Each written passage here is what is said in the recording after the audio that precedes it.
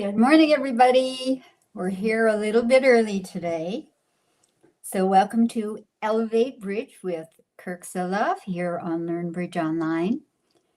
And I think we'll ask questions of Kurt first before we do the reminders. So Kurt, are you there?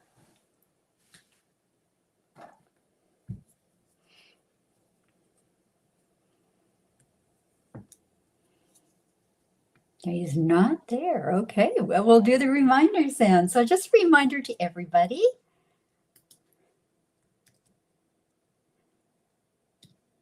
We'll put them up on the screen here. So if you need tech help, try reloading the page. And if that doesn't work, refer to the email that was sent about 30 minutes ago, and there's a backup link on it that is set up. So try clicking on that. If that doesn't work, there is a click for support at the top of the page on the right-hand side. So click on that and you'll get some tips as to what to do. And if all else fails, don't panic. There would be a replay reposted on LBO members page for you. So we encourage you to ask lots of questions. There's going to be a lot of people watching this on replay. So any questions you have, they will probably have. So we got Kurt here yet.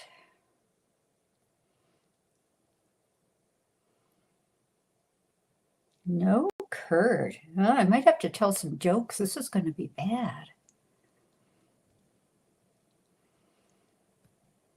Does anybody have any questions? You can just type them in the chat box there. Send a message chat box.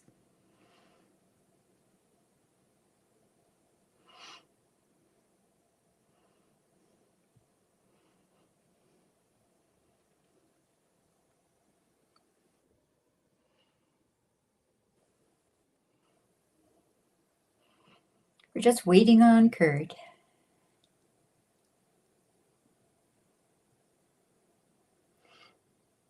So how are all our students today? Everybody well and fine? Anything exciting happening in your lives?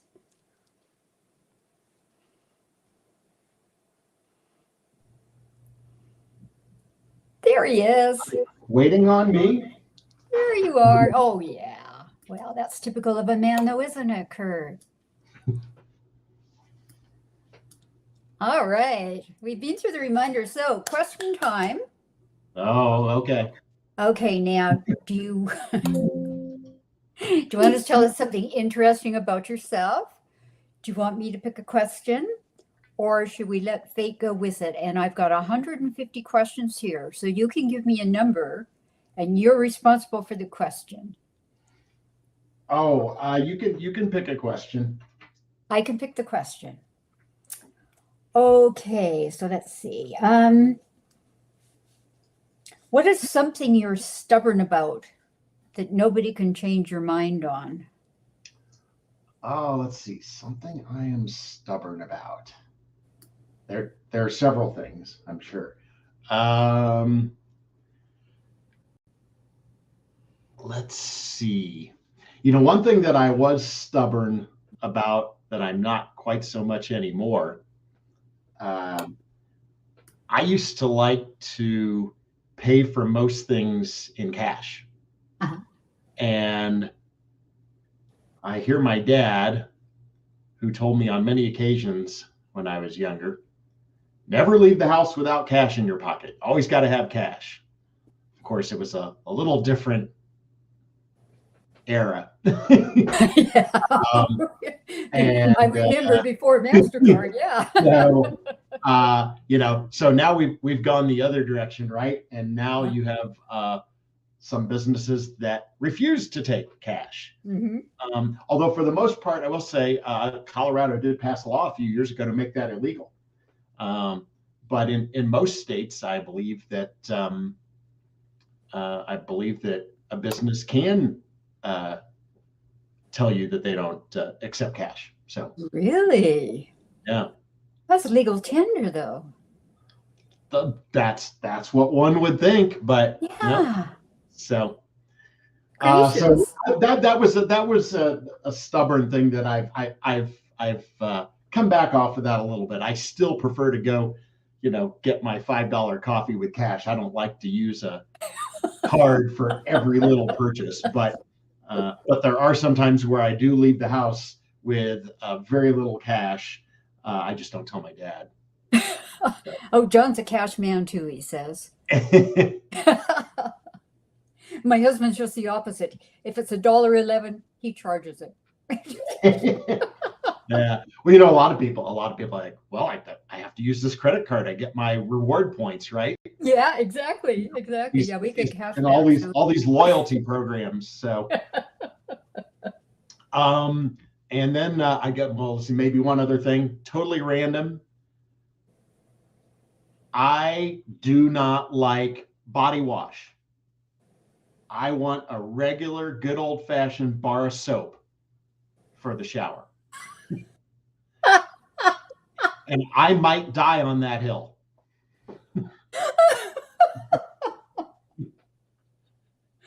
No. Well, that's weird too, because my husband's the same way. When we go somewhere, he always takes his own soap. He just can't stand that body wash stuff. Well, even when you travel, usually you can get the little complimentary bar of soap. But I have stayed at a couple of hotels. All they gave me was a little bottle of the body wash. Yep. And we've stayed in a lot of places that they don't give you soap anymore, and everything's in the shower. You've got your shampoo, your body wash, and whatever conditioner there. A filter pump on the next to the next to the water shut on, So Yep. And you come up smelling like a raspberry or an avocado or God only knows what. Yeah. I'm like, oh great, we have orange guava sage today.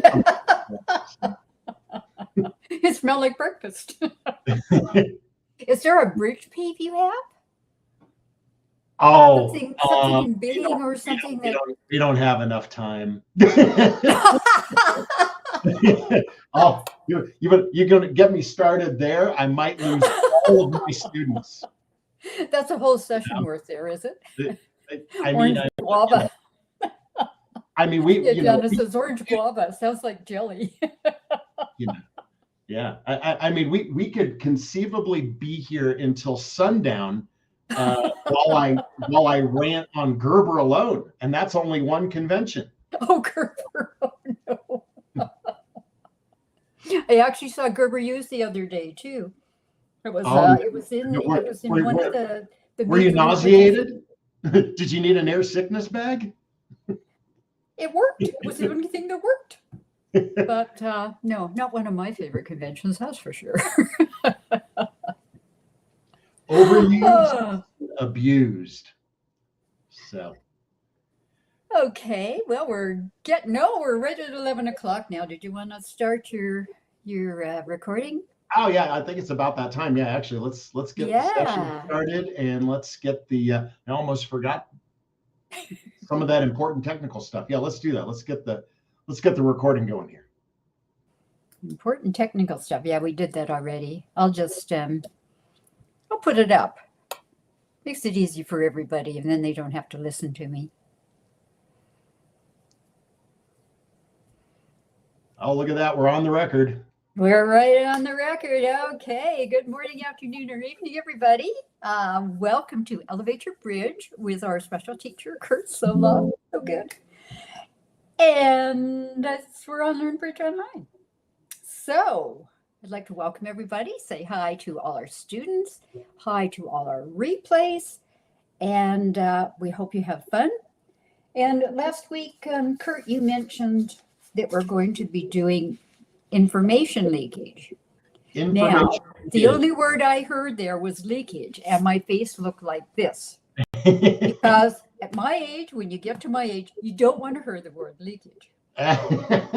So I'm assuming we're talking about something else today. All right. Yes. No, this will be more of the figurative variety. So. Okay, we'll leave you to it. We'll see you later. All right. Thank you, Babs. Bye-bye. All right. Well, welcome, everybody. Glad to have you here live or on replay. And if you are in the US today, well, I guess what I can hope is that I give you some sort of relief from all of the political rhetoric on election day, even if it's comic relief, even if that means laughing at me rather than laughing with me. I think we could all use a break from that. So indeed, our topic today is information leakage. I should credit this particular phrase to my longtime partner, high school friend, bridge partner, fellow co-teacher, Dave Hardy. See, he's dropped in today. So yeah, I heard Dave use this phrase once, and I said, that needs to be a class. And thus it became a class.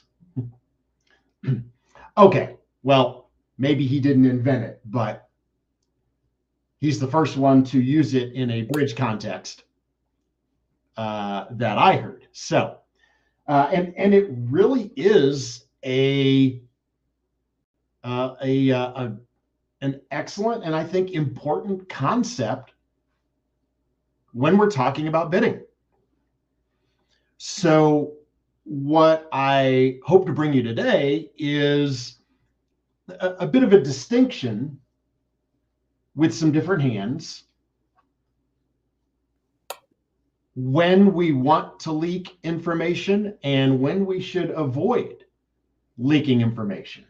Because I think sometimes we forget that there are, in fact, a couple of opponents at the table. And even if they are passing throughout, they are, we think, observing, listening to our auction. And whatever information we put out there, because this is a full disclosure kind of game, is available to them. So I like to start this subject with a situation where your partner is the dealer and opens 2 spades. Normal week 2 spade bid. So presumably partner has something like 5 to 10, 6 to 10, 6 to 11 points, something not good enough to open 1 spade, but a 6-card suit normally, and a very standard preemptive action. So you're the responder. And if I ask you what bid you want to make with these 2 hands after hearing partner open 2 spades, I would not be surprised at all if many of you would do exactly what I would do with these 2 hands. And that is jump to 4 spades, right? A very simple, straightforward auction. 2 spades, 4 spades. Of course, with the hand on the left, we see that this is a pretty weak hand. Only 5 points. But we do have a good spade fit. And you've got a little bit of distribution with that singleton, right? Second scenario, you have quite a good hand. 18 points. And this is not a preemptive bid. I think you fully intend to make 4 spades when you put partner in 4 spades with that hand on the right. So we've made the exact same bid with both of these hands. Arrived in the same contract. And yet they're very different hands. And what you might be thinking, especially if you are wanting to bid one of these hands differently from the other, you might be thinking to yourself, Well, why should I make the same bid with both of these hands? Because my partner won't know which hand I have. Jane has asked the question, if the opponent's asked what the jump to 4 spades means, that's one of those questions that when I get at the table, I have a hard time resisting a snarky response sometimes. Because the simple response is, I want to play 4 spades, or my partner wants us to play 4 spades. But if you are being pressed for further information, certainly you can say, this can be wide ranging. It's got good spade support. It could be weak. It could be middling. It could be very good, right? I don't know. At least the partner of the 4 spade bidder, the one who opened 2 spades, doesn't know. It doesn't know until the dummy becomes visible, or if we end up defending until the hand plays out, right? But yeah, that's the question here. How is the opener supposed to know which hand you have, at least during the auction? And I'm here to tell you that it does not matter. So this, I think, is the key question that you're asking yourself on any auction where you have perhaps a final destination in mind with the auction. Does my partner need to know anything more about my hand? Bidding is a dialogue, right? Bidding at bridge is really its own language, and we exchange information. We share information about our hand. Sometimes we ask for information about partner's hand, but it's an information exchange, right? But only to the point that we need to gather information or that we need to provide partner with specific information. In the case of a preemptive bid, a week 2 bid, or other higher level preempts would apply as well. For the most part, the responder is the captain of these auctions. And often the responder does not need any more information.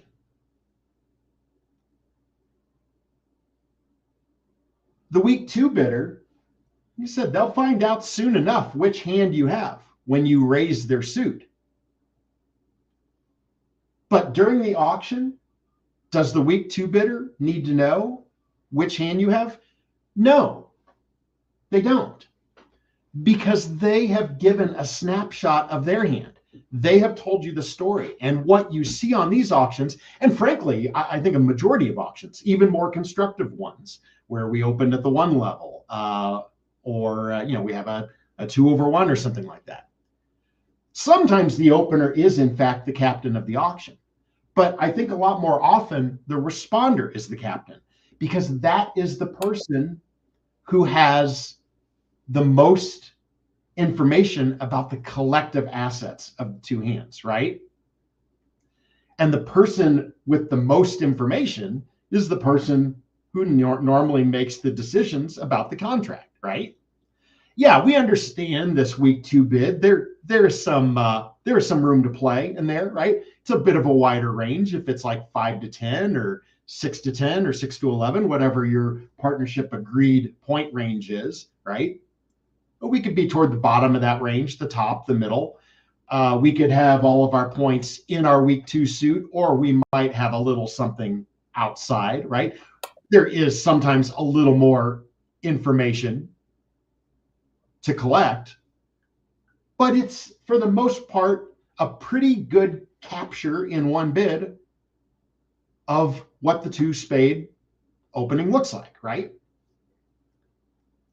What is unknown to the week 2 bidder is responder's hand, which could be balanced, could be unbalanced, could have good spade support, might not have spade support at all, right? Responder can have just about anything. And so responder is the one who is ultimately going to be in charge of these auctions, right? And yeah, good point here that has just been posted to the chat, right? I do classes sometimes along the lines of, deadly sins of bridge or cardinal sins of bridge. I think we did once here. When you make a preemptive bid, again, you've told the story of your hand. And the expectation from a preemptive bidder is that you do not bid again on your own because you have told the story of your hand. And you only bid again when partner makes you bid again. Partner makes some sort of forcing bid, right? So if you know where you want to be, whether it's for preemptive reasons or just the contract you think you can make, then place the contract. And don't make additional bids along the way, because any information that you put out there, sure, you give that information to partner, but you're giving it to the opponents as well. And that's what we mean by leakage. In particular, putting out information that partner does not need. If partner opens a week 2 bid, your partner doesn't need more information about your hand. If your partner ends up declaring the hand, they'll see it soon enough, right? And while putting additional information out there won't necessarily cause any damage, it may not matter on a number of hands, you might well guide the defenders into doing something different than they were going to do. And they might find a more effective defense that they either don't find or have to guess to find if you limit the information that goes out there, right? So this is what we're talking about with our information leakage, right? As I like to say, information is delivered to partner on a need-to-know basis. If partner needs to know it, then put it out there and live with the fact that the opponents get that information as well. If partner doesn't need to know it, those nasty opponents certainly don't need to know it, right? So let's take a further look at these 2 hands and think about exactly what is going on. No, to tackle the question about convention card, no. If you're just simply raising your partner, raising a suit that your partner bid, no, there's nothing conventional going on here. A lot of these treatments are pretty standard. You certainly should be able to answer questions that your opponents have, right? You need to be able to disclose your agreements, but you're not obligated to tell your opponents what your hand is. That's their problem to work out, right? So no, I don't think there's anything unless you are doing something that is highly unusual. This is not the type of thing that there really aren't even boxes on the convention card for this stuff, right? For the most part, when you are raising your partner, whether it's a weak raise, a strong raise, raising 2 spades to 3, raising 2 spades to 4, raising 1 spade to 3 to 4, whatever, it is the opponent's responsibility to ask about the nature of the raise. Is it strong? Is it weak? Is it mixed? That sort of thing. So yeah, I see. Again, if it's a situation where the opponents are specifically wanting to know, is this a weak raise? Is this a stronger raise? Well, you don't know, right?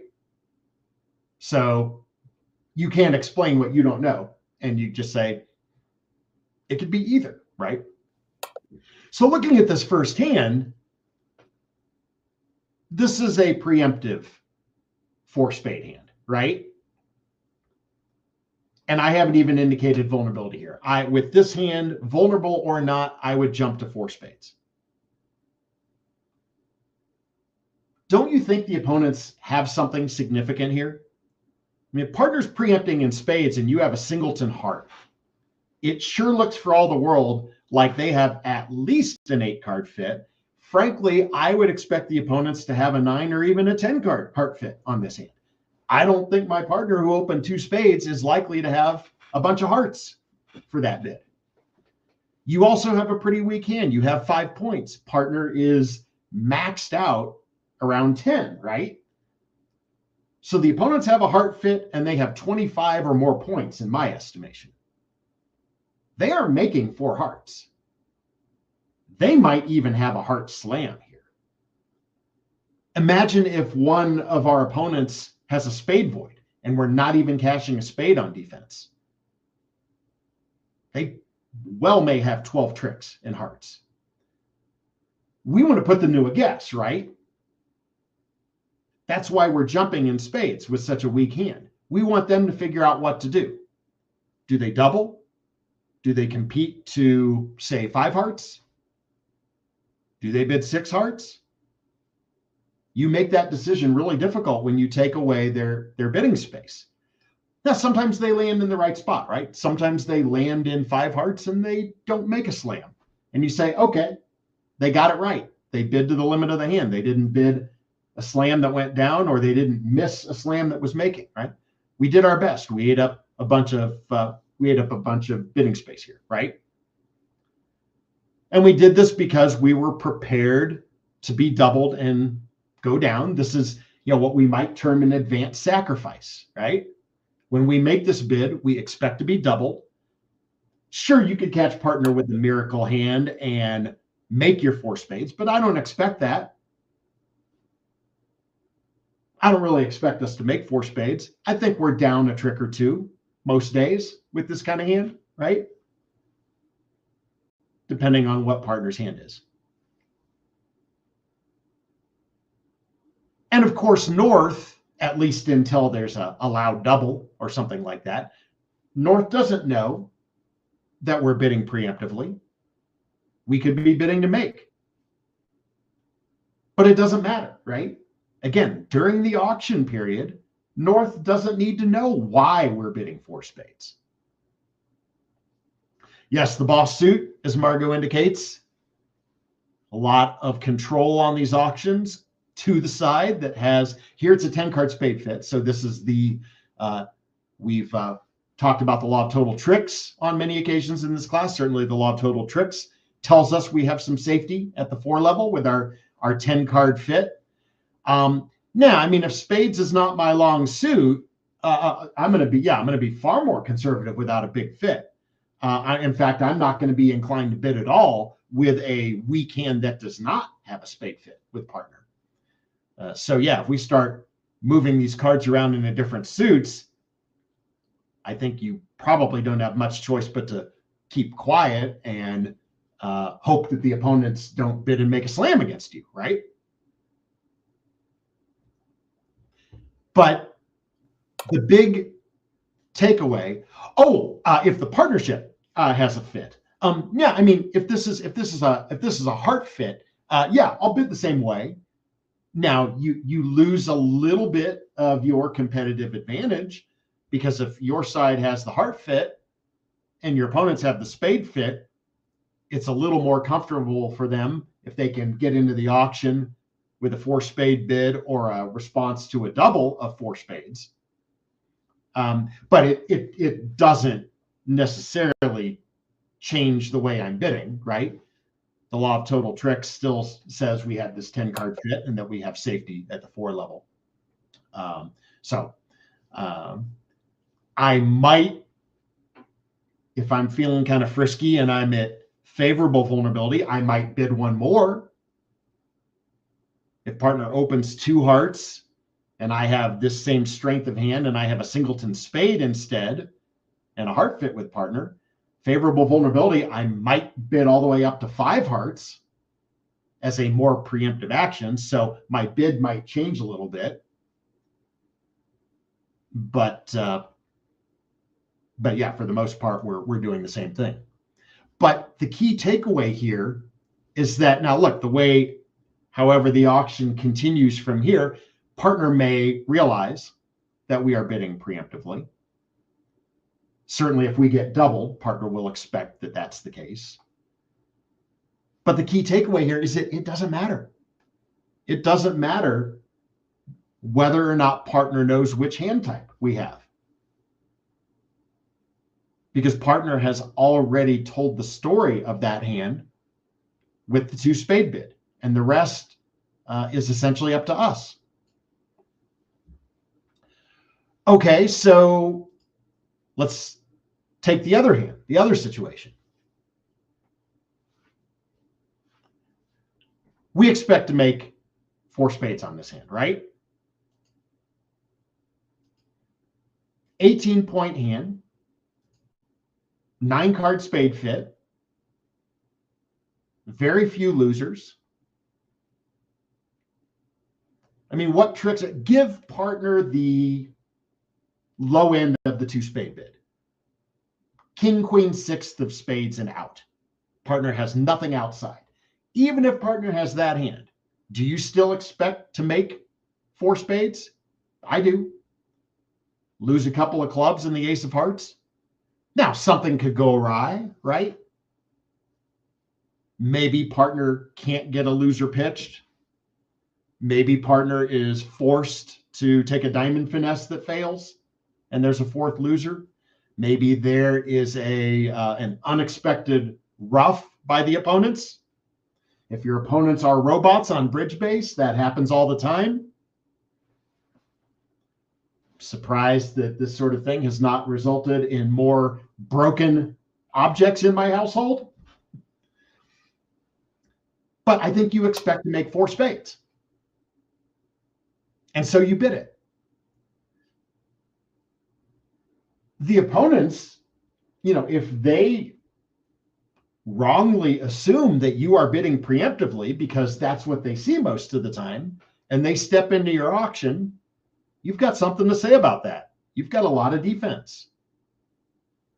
Maybe less defense against clubs than the other suits, but if the opponents decide to bid at the 5 level, I will express my opinion about that with a double, because I don't know if we're making 5 spades.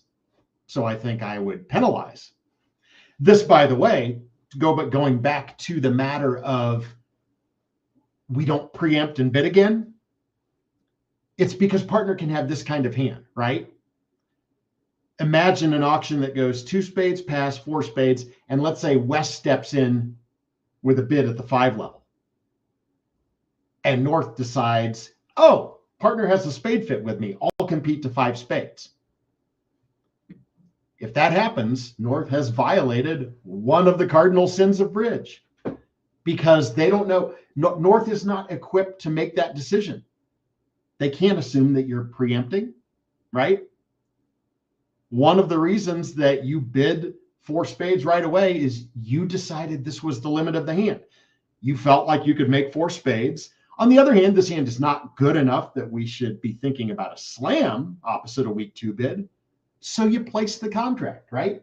The idea is you have learned everything you need to know when partner opened 2 spades, and you can make a perfectly sound decision.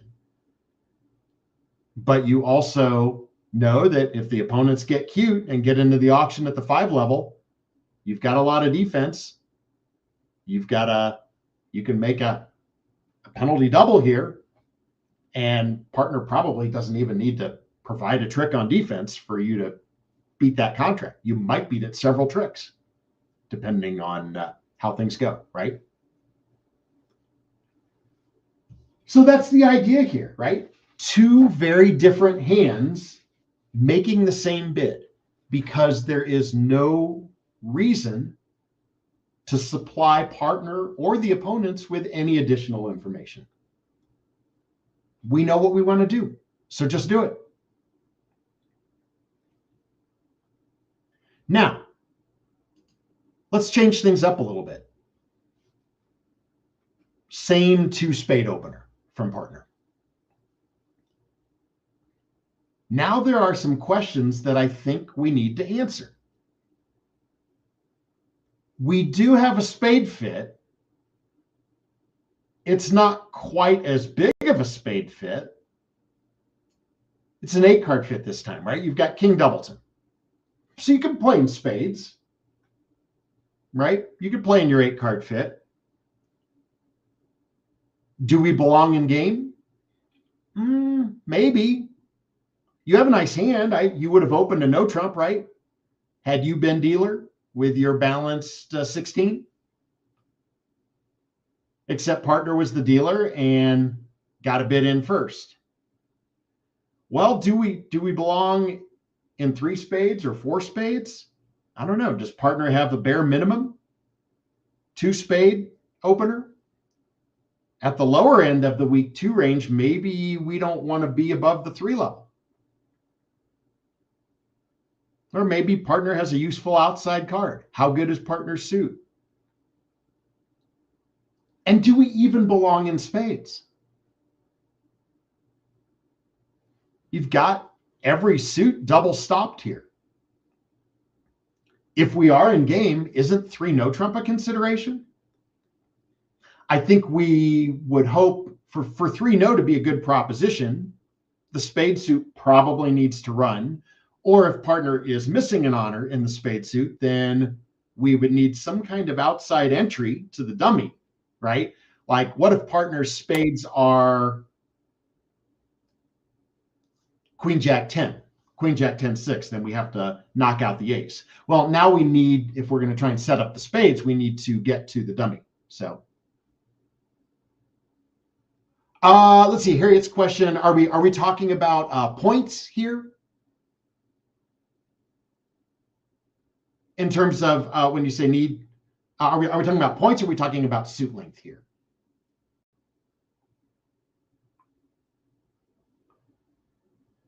I want to make sure I'm answering the proper question. Suit length? Normally it's a 6-card suit, but that's going to depend on your style. When I'm non-vulnerable, I do sometimes open a 5-card week 2, but that's up to the partnership. There are no regulations, at least as far as sanctioning agencies are concerned. It is perfectly legal to preempt a 5-card week 2. Now we can talk about the wisdom of it, the benefits and drawbacks. I think we've probably done a little bit of that in a class here or there, where we suggested some aggressive actions that you could take, especially at favorable vulnerability, or maybe if you're in 3rd seat or something like that. So, but no, when we're talking about week 2 bids, if I'm the responder, even in my partnerships where we preempt pretty aggressively and might have 5 sometimes, I'm still going to play my partner for a 6-card suit. That is still the expectation most of the time. So with this hand, really, spade length of the spade suit notwithstanding, is 3 no trump not a consideration if you are going to game? Because it might be easier to take 9 tricks than 10, as long as you think you can get to your 9 tricks, right? So what's the upshot with a hand like this? We don't know for sure where we belong. Maybe we should stop in 3 spades. Certainly we're good enough for a game try, right? That part I want to acknowledge, right? It's a strong enough hand that opposite of week 2, we should at least be making a game try of some sort.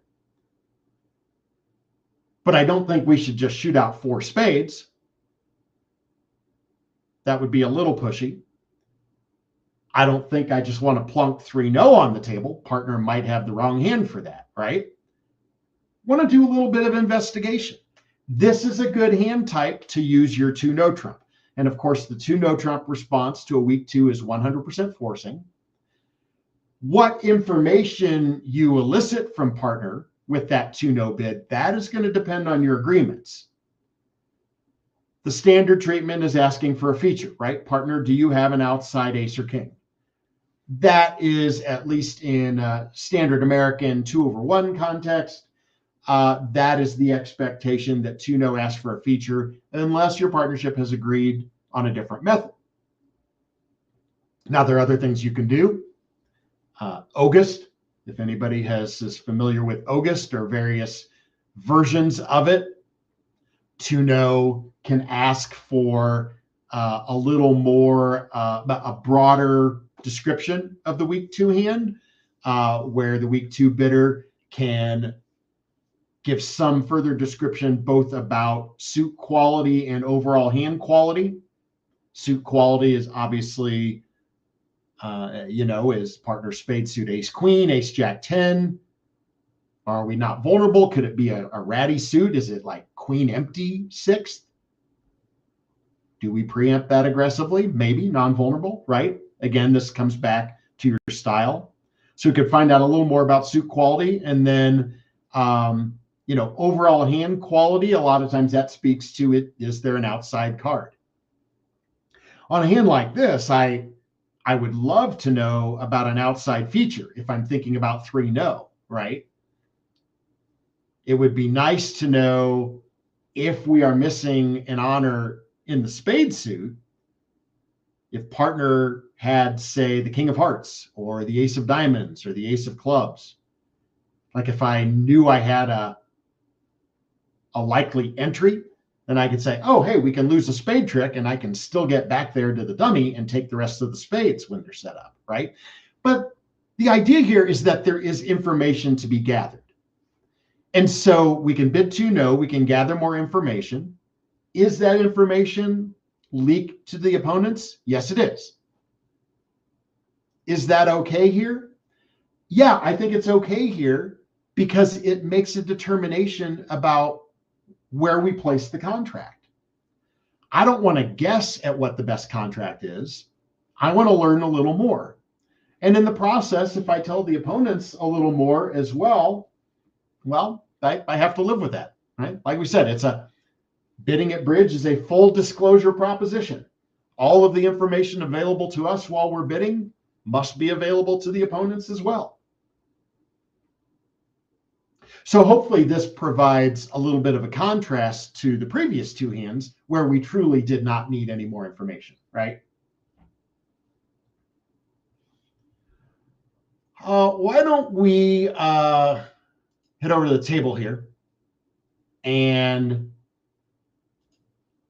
you can bid this hand here along with me and tell me what you would be inclined to do. As north, you have a bit of a distributional hand here with a good 6-card heart suit. So you open a heart, and let's say partner just gives you a simple raise to 2 hearts. So what do you want to do next with this hand? Are you making a game try of some type? To tell you the truth, I don't think that I would call you insane if you jumped right to 4 hearts, but that might be a little pushy. It is only 14 high card points, but I do like the shape. If you are a loser count aficionado, it's only a 5 loser hand. I suppose that would be the justification for simply trotting out 4 hearts.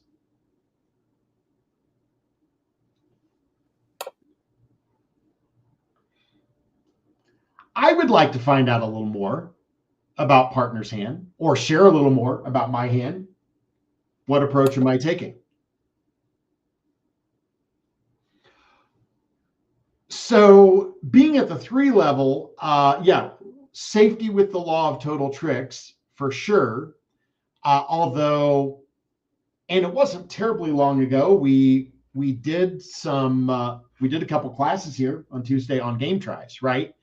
So I would need to know what 3 hearts is in our partnership. We talked about one option that is not uncommon is that 3 hearts is a game try looking for help in the trump suit. But I don't think you need much help in the trump suit. Sure, you're missing the king, but beyond that, your suit looks pretty good, right? Let's say we are, let's say new suits are natural. How would you feel about just bidding 3 clubs? I mean, it is largely where you live outside of the heart suit, right? You have King Jack 10 there. You have 4 card suit. I think this would be a useful way to make a game try and present partner with an opportunity to now reevaluate with a little more information. So if you're south, partner has made a game try with 3 clubs. What do you do with your 8 points and ace 9 8 fourth of clubs? How do you feel? Have things gotten better? Have they gotten worse? Have they stayed the same?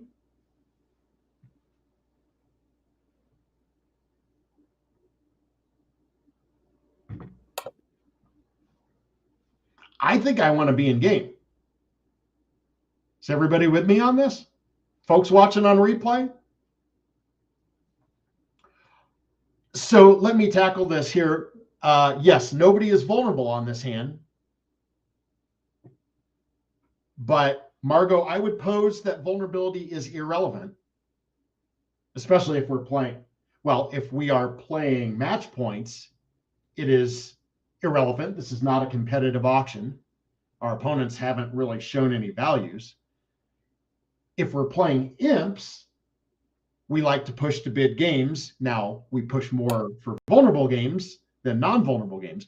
But what I really want to see here is an evaluation of whether or not we belong in game based on the merit of our cards and the auction that we're having, right? Rather than whether or not we're vulnerable or not. Because whether or not we're vulnerable is neither here nor there about whether we think we can make 4 hearts, right? If I think we can make 4 hearts, I want to be in 4 hearts. If I don't think we can make 4 hearts, then I should sign off at 3, right? That's really the critical thing here. So, yeah, 3 clubs as a game try, it's some kind of non-minimum opener. Now, it might be non-minimum because of distribution, because we certainly don't have much extra in the way of high card points. But we do have extras in distribution, right? So I think with this club holding, I would go to game. By the way, if we used one of those other methods, we did some stuff on not too long ago about help suit game tries and different ways that you can play help suit tries. Certainly, if partner asked me, do you have help anywhere? I would show club help with the ace of clubs. That's a big card, right? So, okay, we end up in 4 hearts. This is a good game. You can see with all 4 hands here that 4 hearts is makeable. You essentially need one of 2 things to happen. You either need the ace of diamonds on side, which it is not. East has the ace of diamonds sitting over our king, so we have 2 diamond losers. Well, if we're going to lose 2 diamonds in a spade, then we can't lose a club, right? So we have to find the queen of clubs. It's doubleton with West. Yes, this is technically a 2-way finesse where we would have a guess. Hopefully we find the queen of clubs, and then we don't have to worry about much else. We could lose 2 diamonds in a spade, but we get our 10 tricks, right? Even if we end up getting the play wrong. This is a good game, right? Ace of diamonds on side or find the queen of clubs on a 2-way finesse. That is a high percentage game. That's a game I want to be in. Yes, we only have 22 points, but these hands fit together very nicely. So bringing this back to the topic of information leakage. When we bid 3 clubs as our game try, we did tell the opponents a little more about our hand. Was that a good thing to do here? If we don't tell the opponents about our clubs, there's always that chance that we play our heart contract and they lead a club. I don't think East would. I think East would more likely lead the king of spades here, but who knows? What if we go 1 heart, 2 hearts, 4 hearts? Yeah, there's a chance that East decides to go passive and leads a small club. Oh, look at that. Picked up the queen of clubs for me. I love you, East. Thank you. You just made my job easier. Okay, so I'm not going to try and claim that an auction that reveals less might not on occasion benefit us. But I am not certain whether we belong in game. And I feel like I need to share this information with my partner and get input from my partner to determine whether or not we stop at 3 hearts or bid 4, right?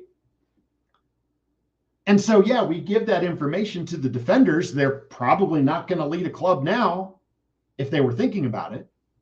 But that's okay, because if it means the difference between ending up in a good game or staying out of a bad one, then it's probably a good thing we exchange that information, right? That is what you are weighing in these situations. Should I leak the information? Does partner need to know it? Or do I need to know it? Do I need to know something from partner? If I bid 3 clubs and partner shuts this down by retreating to 3 hearts, okay, well, I gave the opponents a little more information along the way, but also we stopped at the 3 level and the opponents can't do anything about that. We could get the club wrong and prevent ourselves from making 4 hearts, but we should be fine for 9 tricks if we're not in the game, right? Okay. So where this brings us here is really reasons for leaking information.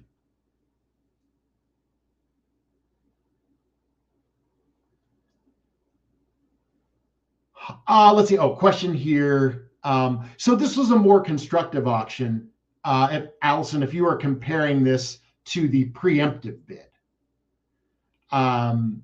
Yeah, when we bid preemptively, we usually decide what the limit of the hand is, and we get there as quickly as possible. But this is a little different approach, right? This is more of a constructive auction. Opener has a good hand. The fit has been uncovered at the 2 level, and now we think we might have a game, right? So again, you are sharing information or requesting information from partner when it needs to be done, and avoiding doing that when it is unnecessary, because then we're just helping the defense. So what are some reasons why we leak information? And I've just got a few items on this list here. I would not say this is comprehensive, but this covers probably a lot of the big ones. So we just looked at a couple, both on a slide here and at the table. Making a game try, right? If you are making a game try, that is a time to leak information, because we're not sure whether we belong in game or not. We need to find out a little bit more. Along with that, maybe we're both making a game try and choosing what we think is the best game along the way, or maybe we have a game forcing hand and we know we're going to game, but we're trying to decide the best one. And if anybody remembers, it's been a while, may still be in the class archives, in the replay library. We did a class here on no trump versus majors. And we looked at some hands where you had an 8-card major fit, but you also had balanced hands. And even after finding the 8-card major fit, we kept no trump in the picture because it was a very good contract on some of those hands. Well, sometimes there are options, right? 4 spades or 3 no. Both reasonable contracts, right? So if you are trying to choose between maybe a couple of different game contracts, that is a valid reason to leak information. Share information with partner and the opponents to get to your best game. Slam probes. We tend to leak a lot of information on slam probes, right? Whether it is patterning our hands out as we find a fit, showing control bids, showing controls, aces, kings, maybe shortness, using key card, Blackwood or key card to ask for aces, king of trump, queen of trump, right? Those are auctions where a lot of information tends to get exchanged. Now, sometimes we have a bid what you think you can make kind of slam, right? And we don't reveal a lot to the opponents. But I think the typical slam contract, there's a lot more information leakage going on. But that's okay. Because the idea is to figure out if we have a slam. And if we think we have a good slam and we bid a good slam, it's probably not going to matter what the opponents do, right? If we get to a stone cold lock of a 6 diamond contract and there's nothing the opponents can do to touch that slam, it won't make a lick of difference how much information we revealed, right? We got to the best spot and they can't stop it, right? And so whenever we leak information, again, as long as it is in the interest of getting us to good contracts, because that's the idea, right? Isn't that the idea behind our bidding? Leaking the information is secondary. The best thing we can do with our auctions is have a nice dialogue with partner to make sure we get to the best spot. And then the last item on the list here, we've also discussed, we've talked a little bit about lead direction. Okay, sometimes you make a light overcall or something like that, or we did some stuff on lead directing doubles. Okay, yeah, you put a little information out there, and that may be on a hand where you think you are not going to win the declaration. You expect that the opponents are going to outbid you. Maybe the opponents have already suggested that it is their hand. So you can put a lead director out there and, okay, your side ends up defending. Do you give the opponents a little information? In that case, you're leaking information and you're a defender and you leak information that maybe they can use when they declare the hand. Okay, but if it gets partner off to a good lead, then that's probably information worth putting out there. All right, well, let's come back here. Let's take a look at another board here.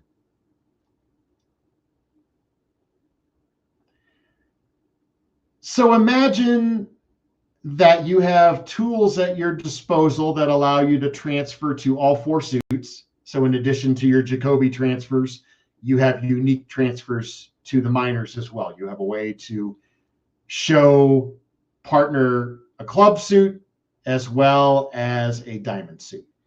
So South opens a strong no trump here, balance 15-17. You are North. You have 10 points. You have a good diamond suit. If you play 4 suit transfers, you could show partner these diamonds, right? And then, of course, you want to be in game.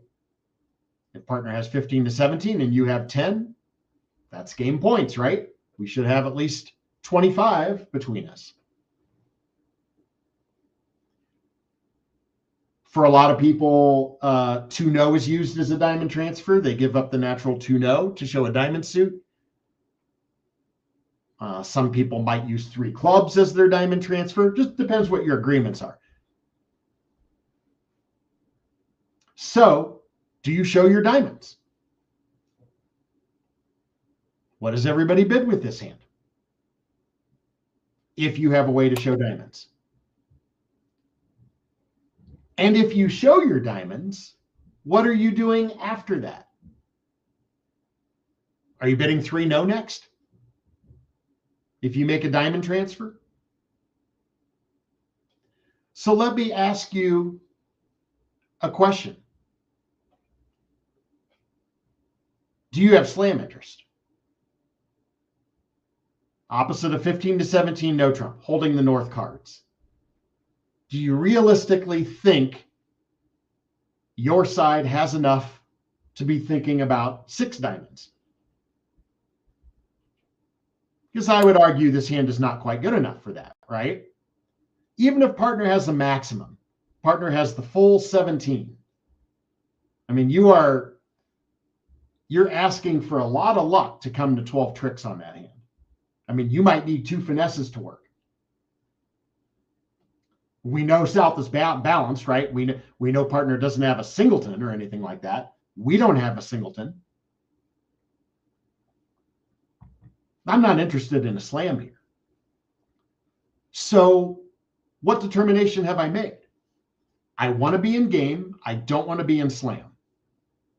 Which game do I want to be in? Well, I don't really want to be in 5 diamonds. I don't know if we have 11 tricks, right? Aren't these diamonds useful in no trump? Is that not a source of tricks?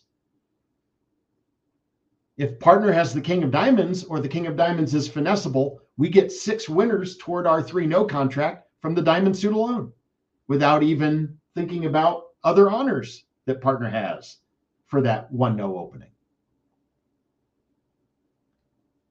And even if we lose the king of diamonds, we see on this layout that the finesse will fail. We still have 5 diamond winners. And then we just need 4 winners from the 3 other suits. What am I getting at here?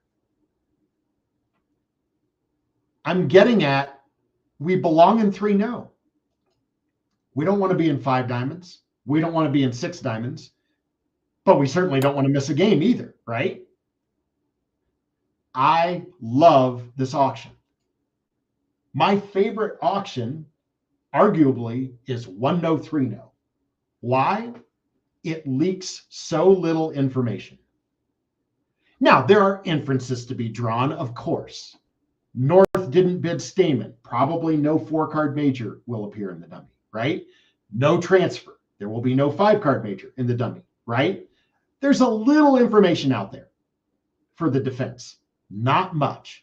And while we can look at this hand here, we can look at those West cards and say, all right, looks like the Jack of Hearts lead. Okay, I think that's what most people would lead. You have a sequence. It's a pretty safe passive lead. The opponents didn't pursue a major fit.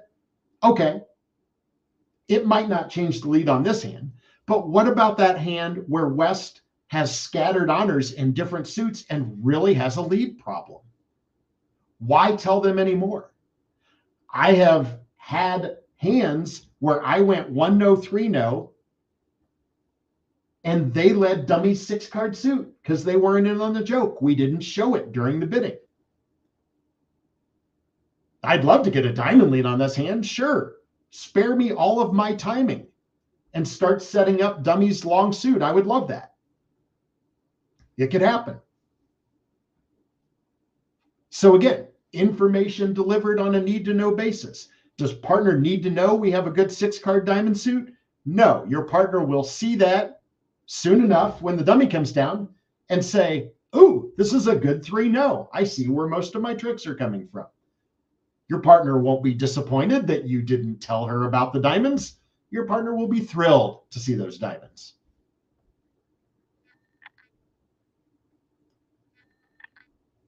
Okay, so here's another one. Let's look at one on a slide here, and then maybe we can get ourselves back to the table for one more board before we wind down today.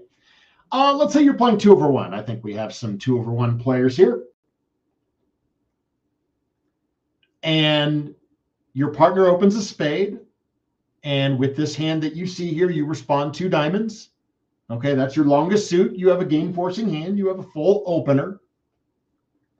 And North rebids 2-no trump. So what do we know? We know that there is no 8-card major fit. How do we know that? Well, I think North would rebid those spades with 6 of them. And I would be more interested in spades with Jack Doubleton if the opener had 6 of them. But with only 5, I don't really see why I would make partner place a spade contract. Can North have 4 hearts? Shouldn't have 4 hearts. Why is North rebidding 2-no with an easy 2-heart bid if North is 5-4 or 5-5 in the majors, right? What hand does North most likely have? Probably a 5-3-3-2 minimum opener. That is the most common hand type that we expect the opener to have on this auction. I think North has 5 spades, is almost certainly 3-3-2 in the other 3 suits. North could have a strong hand. Technically, it could be a bigger hand when you play 2/1 because we don't jump with that hand. But I think we should play partner to have like 12 to 14 balance because that's the hand type openers most likely to have. Is there any reason to introduce your hearts if North cannot have 4 of them? If you do, you've gotten a bit leaky. You've told the opponents that you have hearts and diamonds. They know a little more about your shape before they have to make that blind opening lead. That might steer them toward a club lead. And if there's any suit you're worried about, it's clubs because you only have King Doubleton there. Now, that's enough for me to want to be in 3-no, and North is certainly allowed to have a club honor or 2 as well, right?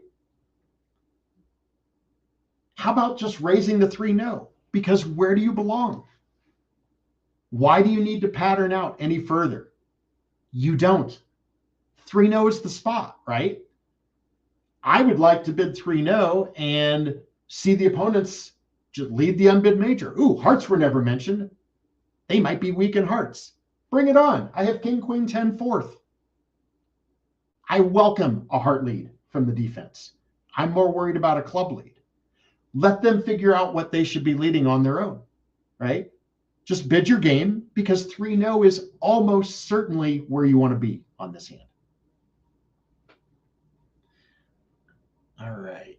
Let's hit the table for one more before we sign off today. Got a few minutes left here. I think we can do this. Now we will put into this bidding sequence a little bit of conventional tool here.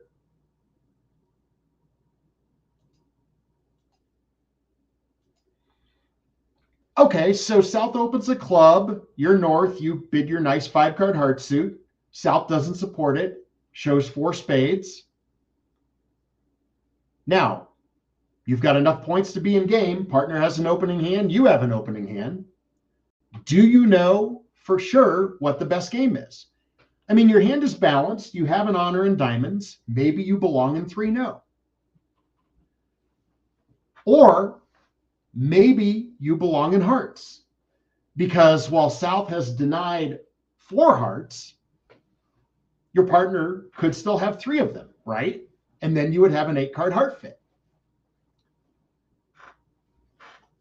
Do you just bid a game? Do you just bid 3-no so that you don't leak more information?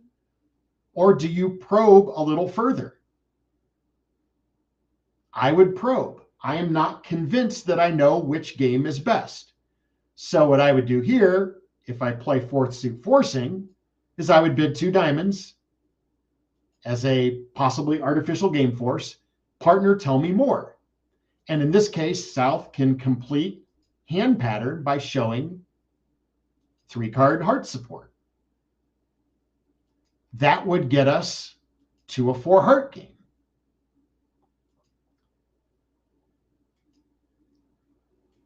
Looking at all 4 hands, are you glad that you're in 4 hearts? Are you glad that you leaked a little information, checking back? I think if you consider what's going to happen to 3-no on a diamond lead, you will be glad that you did. Because 4 hearts makes and 3-no trump fails on a diamond lead.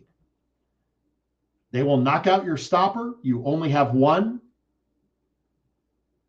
And they will get in with the ace of spades or the king of clubs. If you take that finesse and it loses, they will get the lead and they will take the rest of their diamonds before you can get to 9 tricks.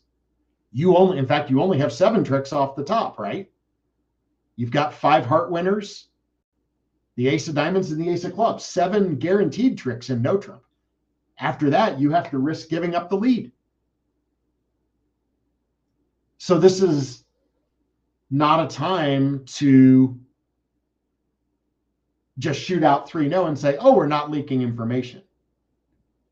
I mean, you've already leaked a little from your auction in the sense that after a club, a heart, a spade, the defense may already be leading toward a diamond lead, right?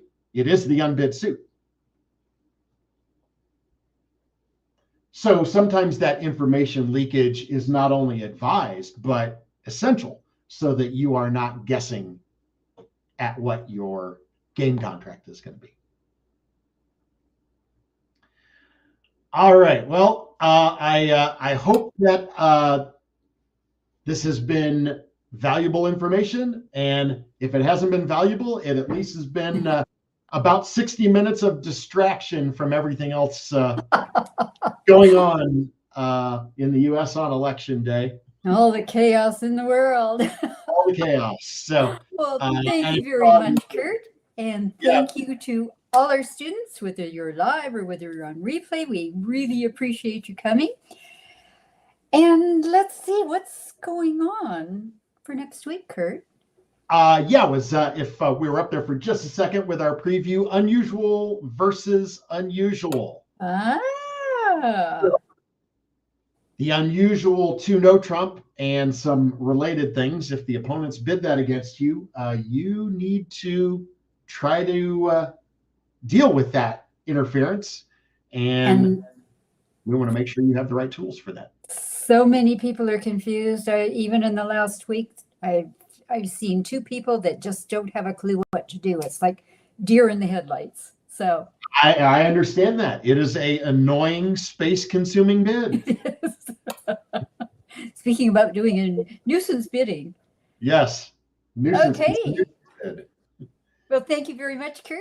That was super special, and we'll see you next week. Thank you to everybody who came and to special guest Dave Hardy. All right. Thanks, everybody. Thank you. Have a good one. Bye-bye.